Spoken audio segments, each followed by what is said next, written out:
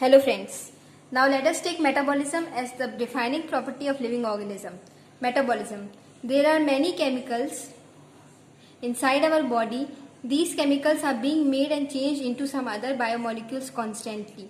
The sum total of all these reactions is called metabolism. हमारी body में, हमारी cell में बहुत सारे केमिकल्स हैं. ये लगातार बनते रहते हैं और दूसरे में चेंज होते रहते हैं. इसलिए इन सब रिएक्शंस को हम मिला के मेटाबॉलिज्म कहते हैं. मेटाबॉलिज्म में दो टाइप के रिएक्शंस होते हैं, कैटाबॉलिक रिएक्शंस और anabolic reactions. Catabolic reactions in which substances are broken down into smaller substances. और दूसरा है anabolic reactions in which new substances are made by the combination of other substances. Metabolic reactions are carried out both in unicellular as well as multicellular organism. दोनों ही unicellular और multicellular organism में metabolic reactions देखने को मिलती हैं. No non living organism exhibit metabolism. किसी भी नॉन लिविंग ऑर्गेनिज्म में मेटाबॉलिज्म नहीं मिलती है. Hence metabolism can be called as the defining feature of living organism without exception. But if we take metabolic reactions outside, हम लोग अगर metabolic reactions को बॉडी के बाहर परफॉर्म करवा रहे हैं, टेस्ट ट्यूब में परफॉर्म करवा रहे हैं, इसको इन विट्रो भी कहते हैं, तो वो मेटाबॉलिक रिएक्शन लिविंग ऑर्गेनिज्म नहीं कहलाएगा, वो लिविंग रिएक्शन कहलाएगा. क्योंकि वो लिविंग ऑर्गेनिज्म के अंदर नहीं हो रहा लेकिन बाहर हो रहा है, इसलिए वो लिविंग रिएक्शन कहा जाएगा, लेकिन लिविंग ऑर्गेनिज्म नहीं कह सकते. Let us now take consciousness as the defining property of living organisms. Consciousness. What do we mean by consciousness? It is the ability to sense and respond to external stimuli like light, sound, temperature, other organisms, etc. हम organisms जो अपने external stimulus को sense करते हैं अपने sense organ से और उसको रिस्पॉन्ड करते हैं, इसी प्रोसेस को हम कॉन्शियसनेस कहते हैं. Plants. Although we cannot detect, but still plants are able to respond to abiotic factors like light, temperature and water availability and biotic factors like other organisms. Plants हमें respond करते हुए दिखते नहीं, लेकिन वो भी अपने एक्सटर्नल स्टिमुलस को रिस्पॉन्ड करते हैं, जैसे कि लाइट हो गया, टेम्परेचर हो गया, वाटर अवेलेबिलिटी हो गया, अदर ऑर्गेनिजम्स हो गया. एक एग्जाम्पल ले सकते हैं कैक्टस का. जैसे कैक्टस में स्पाइन्स होती हैं, वो हर्बेशियस एनिमल्स के अगेंस्ट एक डिफेंस मैकेनिज्म के तौर पे उसमें स्पाइन्स होती हैं. तो ये एक रिस्पॉन्स है जो वो हर्बेशियस एनिमल्स के अगेंस्ट कर रहा है.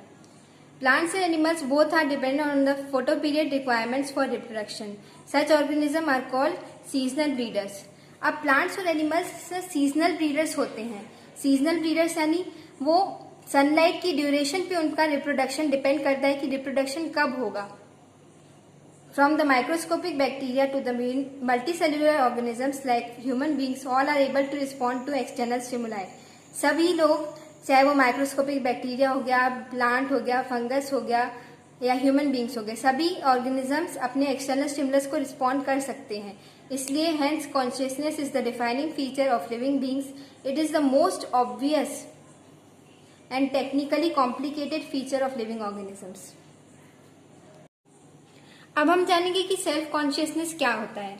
It is the ability to sense ourselves. All organisms are not self conscious. Only a few organisms like human beings are self conscious. Thus self consciousness is not a defining feature of living organisms, but consciousness is the defining feature of living organisms. अब हम coma का case ले लेते हैं. In coma the person is called brain dead because he cannot respond to any stimuli. Person के अंदर के organs काम कर रहे हैं, मेटाबॉलिक रिएक्शंस उनमें हो रही है, लेकिन तभी भी पर्सन को ब्रेन डेड कहते हैं क्योंकि वो अपने एक्सटर्नल स्टिमुलस को रिस्पॉन्ड नहीं कर सकता. The person at that time has no consciousness. Then in terms of consciousness the person is brain dead, but in terms of other factors like metabolism he is living. He can regain consciousness at any time. वो कभी भी अपनी consciousness को regain कर सकता है, 10 साल बाद, 2 दिन बाद, 20 साल बाद, कभी भी. अब हम जानेंगे कि अंडरलाइंग इंटरैक्शंस क्या होते हैं. The cells don't have the properties that the tissue has and the tissue don't have the properties that the organ has. It is the underlying interactions among the components which gives rise to emerging and new properties. बहुत सारे sales साथ में आके tissue बनाते हैं।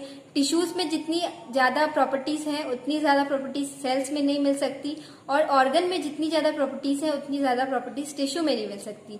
इसी तरह से ऑर्गन सिस्टम में जितनी ज्यादा प्रॉपर्टीज हैं उतनी ज्यादा प्रॉपर्टीज हमको ऑर्गन में नहीं मिल सकती। Some molecules come together to form organelles and various organelles come together to form a cell. Cells combine to form a tissue. Tissues combine to form an organ. Many organs come together to form the organ system. ये सब interactive systems हैं जो interact करके new properties को जन्म देती हैं, जिससे कि इवोल्यूशन होता है ऑर्गेनिज्म में। The above interactions result in emergent properties at a higher level of organization. अब इन सारी प्रॉपर्टीज की बेसिस पे हम लिविंग ऑर्गेनिज्म की डेफिनेशन क्या दे सकते हैं? We can say that living organisms are self replicating, evolving, self regulative, interactive systems capable of responding to the external stimuli.